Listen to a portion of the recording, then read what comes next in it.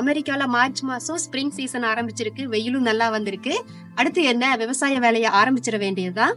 So இங்க பாருங்க, விவசாய வேலைக்கான எல்லா வேலையும் ரெடியா ஆரம்பிச்சிருக்கோம். பின்னாடி என்னடா மரமெல்லாம் காஞ்சு கிடக்குது, இங்க எதுவுமே ரெடி பண்ணல. இந்த இதுல பச்சையா கூட ஒரு இலை இல்ல. இதுல என்ன விவசாய வேலை ஆரம்பிக்க போறோம் அப்படின்னு தானே பாக்க போறீங்க. சோ இந்த அளவுக்கு ரெடி பண்ணினதுக்கே நாங்க மாச கணக்குல அவ்வளவு வேலை பார்த்திருக்கோம். அதெல்லாம் என்ன அப்படிங்கறது இந்த வீடியோல பாக்கலாம். லாஸ்ட் இயர் ஹெலன் புயல்ல என்னோட கார்டன் டேமேஜ் ஆனதை பாத்திருப்பீங்க. அதுக்கப்புறம் என்ன ஆச்சு அப்படின்னு நிறைய பேர் அப்டேட் கேட்டிருந்தீங்க. நான் அப்டேட் போடுறதுக்கு டைம் இல்ல. புயல்ல டேமேஜ் ஆன என்னோட கார்டனை எப்படி சரி பண்ணணும் அப்படிங்கறதையும் இந்த வீடியோல பாக்க போறீங்க. நீங்க என் சேனலுக்கு புதுசுன்னா மறக்காம சேனலை சப்ஸ்கிரைப் பண்ணுங்க. பக்கத்துல பெல் ஐக்கான் இருக்கும், அதை கிளிக் பண்ணி ஆல் அப்படின்னு கொடுங்க. வாங்க வீடியோக்குள்ள போலாம். இப்போ யார்ட் கிளீனிங் ஒர்க் பண்ணிட்டு இருக்கோம். நாங்கள் முதல்ல இந்த யார்ட் ரொம்ப பெருசாக இருக்குது, இதில் நிறைய காய்கறி செடிகள் ஃப்ரூட்ஸ் மரங்கள் எல்லாம் வளர்க்கலாம் அப்படின்னு ஆசைப்படும் போது இந்த நிலம் எதுக்குமே யூஸ் இல்லாத மாதிரி இருந்தது. அதாவது இந்த மண்ணில் எந்த சத்துமே கிடையாது. அதுக்கடையால தான் இங்கே நிறைய வீடு இருக்குது. அதை விட பச்சை பசேல்னு எங்கே பார்த்தாலும் மாஸ் நிறையா இருக்கும். இந்த மாஸ் மழை தண்ணி தேங்கி நின்றுச்சுன்னா அந்த தண்ணி ட்ரைன் ஆகாத புவர் சாயில், pH லெவல் கம்மியாக இருக்க சாயிலில் தான் இந்த மாதிரி மாஸ் நிறைய வளரும். அதனால இந்த மாஸ் கம்ப்ளீட்டாக வேரோட கில் பண்ணாதான் அடுத்து ஹெல்த்தியான லான் கொண்டு வர முடியும். இதை வேரோட கில் பண்ணினதுக்கு அப்புறம் இதை சுரண்டி எடுத்தோம்னா இந்த மாதிரி நிலத்துல ஏர் சர்க்குலேட் ஆகும். எரேசன் ஒர்க் அப்படிம்பாங்க. அது முடிச்சதுக்கு அப்புறம் நம்ம கம்ப்ளீட்டாக யார்ட் கிளீன் பண்ணிட்டு 1 மந்த் ஃப்ரீயாக விடணும். அப்போ இந்த பூமிக்கு தண்ணியும் உள்ள இறங்குறதுக்கு கொஞ்சம் வழி கிடைக்கும். ஏர் சர்க்குலேட் ஆகிறதுக்கும் கொஞ்சம் ஹெல்ப்பாக இருக்கும். இந்த மாதிரி லான் ரெடி பண்ணுற ஒர்க்கெல்லாம் ஏர்லி ஸ்ப்ரிங்கில் ஆரம்பிக்கலாம். ஜனவரி எண்டு, பிப்ரவரி ஏர்லி வீக்கில் நம்ம ஆரம்பிக்கலாம். ஆனால் நம்ம நேரடியாக இந்த நிலத்தில் இப்போதைக்கு எதையும் விதைக்கக்கூடாது. விதையோ இல்லை செடியோ நடக்கூடாது. ஸ்ப்ரிங் சீசன் பார்த்தீங்கன்னா திடீர்னு நல்லா வெயில் அடிக்கும், நல்லா அடிக்கடி மழை பெய்யும். ஆனால் மார்ச் எண்டுலையோ இல்லை ஏப்ரல் 1st or 2nd வீக்கில் திடீர்னு ஃப்ராஸ்ட் டேட் வெதர் கம்ப்ளீட்டாக சேஞ்ச் ஆகும். அதனால் இந்த வெதரை நம்பி எப்போவுமே சீடோ இல்லை பிளான்ட்டோ வெளியில் ஸ்டார்ட் பண்ணக்கூடாது. சீடெல்லாம் இண்டோரில் நம்ம ஸ்டார்ட் பண்ணி ரெடியாக வைக்கலாம். நான் என்னென்ன விதை செடியெல்லாம் ரெடி பண்ணியிருக்கேன் அப்படிங்கிறத நான் உங்களுக்கு காட்டுறேன். இப்போ இவ்வளோ பெரிய யார்ட் கிளீனிங் ஒர்க் முடிச்சிருக்கமே, சம்மர் வந்ததுக்கப்புறம் இதில் தான் நேரடியாக விதைக்க போகிறோமான்னு கேட்டால் இந்த மண்ணில் எந்த செடியுமே வளராது. அப்புறம் ஏன் இவ்வளோ ஒர்க் பண்ணேன்னு கேட்குறீங்களா? இந்த மண் களிமண்ணுன்னு சொல்கிறத விட கல்லுன்னு சொல்லலாம். உடைச்சிங்கன்னா உடைக்கவே முடியாது.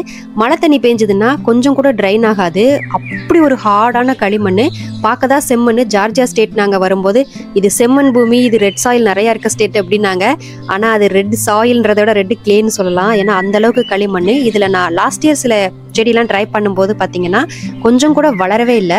அதுக்கப்புறம் தான் இங்கே எல்லாரும் ஏன் கார்டன் பெட் போடுறாங்க, அதுக்கப்புறம் எக்ஸ்ட்ராவாக சாயில் வாங்கி தனியாக போடுறாங்கன்றதை தெரிஞ்சுக்கிட்டேன்.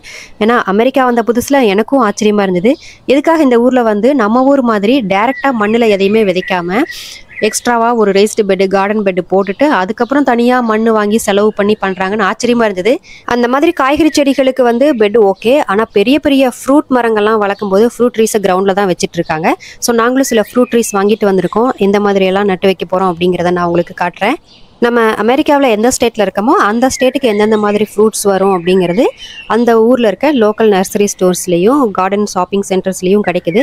அந்த மாதிரி ஃப்ரூட் ட்ரீஸ் வெரைட்டிஸ் வாங்கிட்டு பார்த்துக்கோங்க. அந்த வேர் நல்லா எஸ்டாப்ளிஷ் ஆயிடுச்சுன்னா இந்த மாதிரி பாக்கெட்டில் வச்சு விற்கிறாங்க, இல்லைனா பாட்டில் வச்சு விற்கிறாங்க. ஸோ உங்கள் ஸ்டேட்டுக்கு ஏற்ற மாதிரி ஃப்ரூட் ட்ரீஸ் வாங்கிட்டு நீங்கள் கிரவுண்டில் வைக்கலாம்.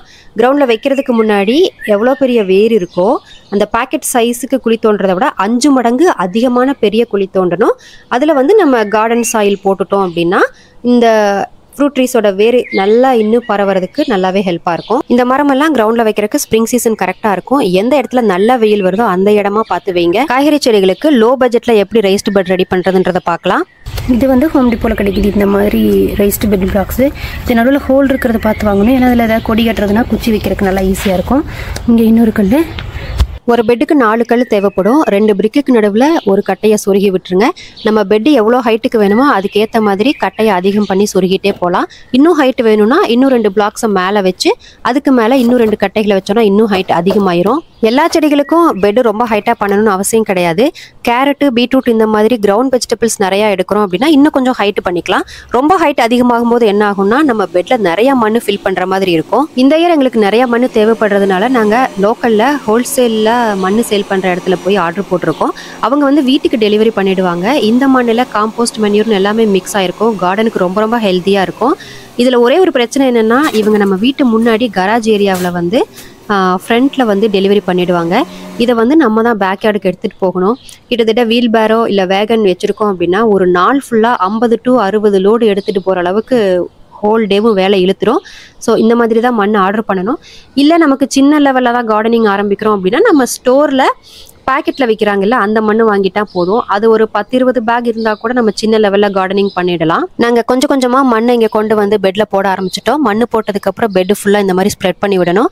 நிறைய பேர் மண் போடுறதுக்கு முன்னாடி பெட்டில் அடியில் வந்து மக்கி போகிற மாதிரி அட்டைப்பெட்டி, குச்சி, இலைகள்லாம் போடுறாங்க. அந்த மாதிரியும் போடலாம்.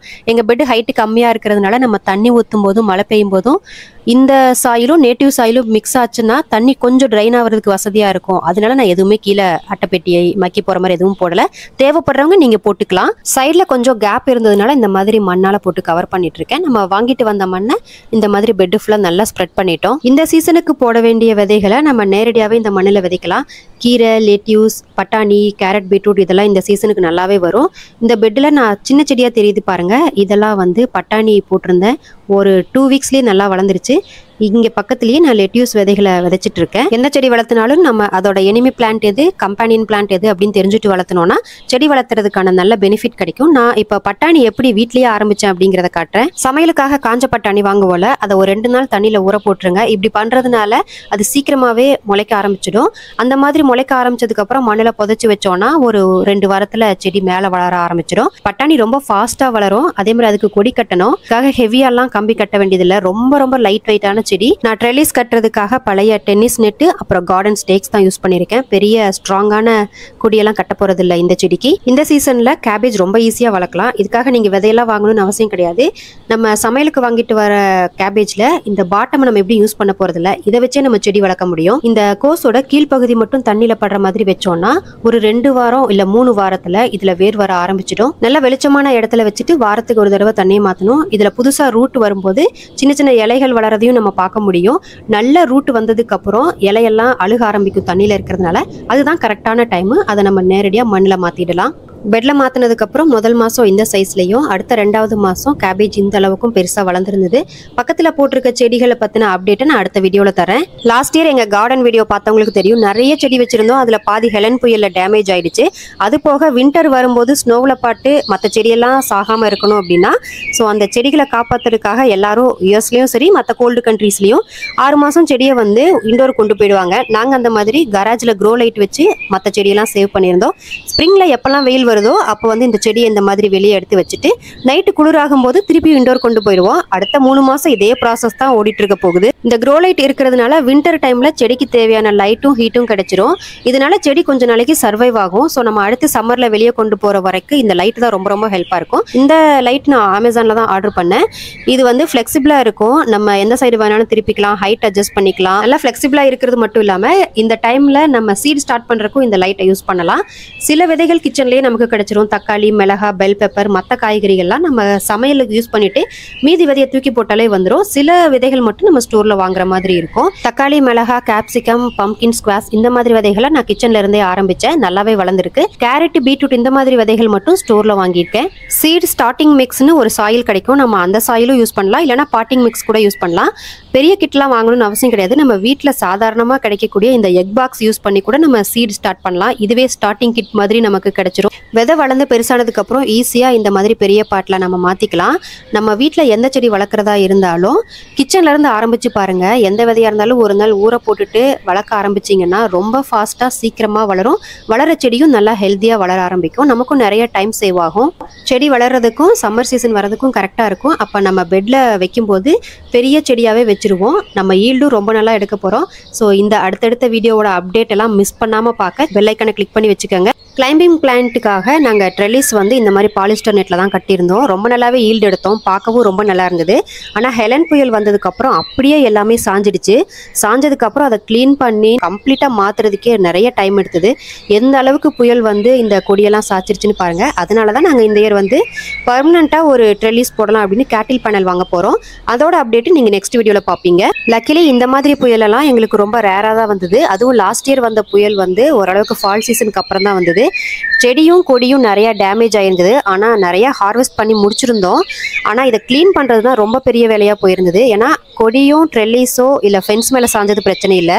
எங்கள் வீட்டுக்கு பின்னாடி இருந்த நிறைய மரம் வந்து எங்கள் ஃபென்ஸ் மேலே சாஞ்சிருந்தது.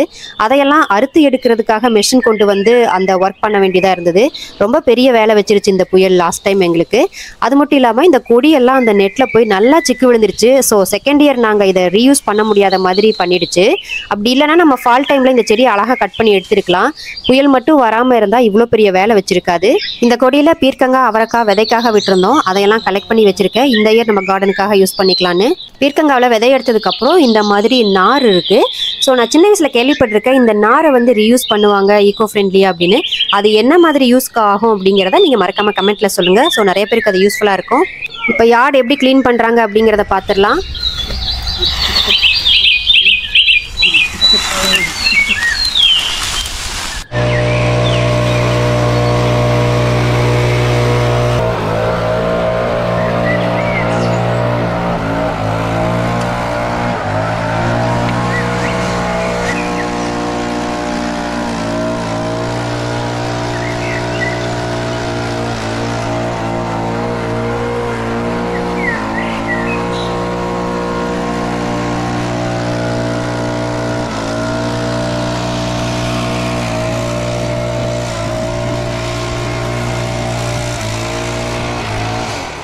யார்டு எனக்கு பழைய மாதிரி க்ளீன் பண்ணி கொடுத்துட்டாங்க. புயலுக்கு பின்னாடி அமைதிங்கிறத இப்போ தான் ஃபீல் பண்ண முடியுது.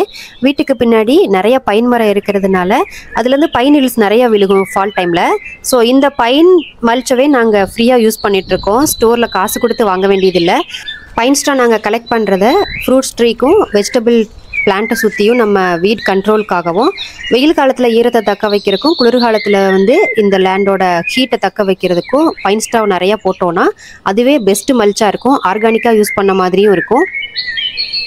இயர் கார்டனிங்காக என்னென்ன விதை ஸ்டார்ட் பண்ணியிருக்கோம், அமெரிக்கன் வெஜிடபிள்ஸ் என்ன போட போகிறோம், நம்ம ஊர் காய்கறிகள் என்னென்ன வளர்த்துருக்கோம், இந்த ஊரோட native flowers and fruit trees எல்லாம் என்னென்ன மாதிரி மெயின்டைன் பண்ணி வளர்க்க போகிறோம், ஹார்வெஸ்ட் எந்த அளவுக்கு எடுக்க போகிறோம், புதுசாக கேட்டில் பேனல் போட போகிறோம், அதோட அவுட்புட் எப்படி இருக்க போகுது எல்லாமே அடுத்தடுத்த வீடியோஸில் பார்க்க போகிறீங்க. இந்த வீடியோ உங்களுக்கு யூஸ்ஃபுல்லாக இருந்திருக்கும். கார்டனிங் பண்ணுற இன்ட்ரெஸ்ட் இருக்க உங்கள் ஃப்ரெண்ட்ஸ் அண்ட் ஃபேமிலி கூட மறக்காமல் ஷேர் பண்ணுங்கள். அடுத்தடுத்த வீடியோட அப்டேட் வரணும்னா சேனலை சப்ஸ்கிரைப் பண்ணால் மட்டும் பத்தாது, பெல் ஐக்கானை கிளிக் பண்ணி ஆல் அப்படின்னு செலக்ட் பண்ணி வச்சுக்கோங்க. அப்போ தான் நாங்கள் போடுற அடுத்த வீடியோ உங்களுக்கு தெரிய வரும். இப்படி மாதிரி ஒரு குட்டி விவசாயம் பிடிச்சிருந்தா, இந்த மாதிரி ஒரு குட்டி விவசாயம் பிடிச்சிருந்தா, விவசாயம் வேலை உங்களுக்கு பிடிச்சிருந்தா லைக் போட்டுருங்க. விவசாய வேலை உங்களுக்கு பிடிச்சா லைக் போட சொல்கிறேன். மறக்காமல் லைக் போட்டுருங்க. இந்த வீடியோ உங்களுக்கு யூஸ்ஃபுல்லாக இருக்கும் அப்படின்னு நினச்சிங்கன்னா மறக்காமல் ஒரு லைக் பண்ணுங்கள். சேனலை சப்ஸ்கிரைப் பண்ணுங்க, பெல் ஐக்கானை கிளிக் பண்ணுங்க. பாய் பாய் பாய் பாய்.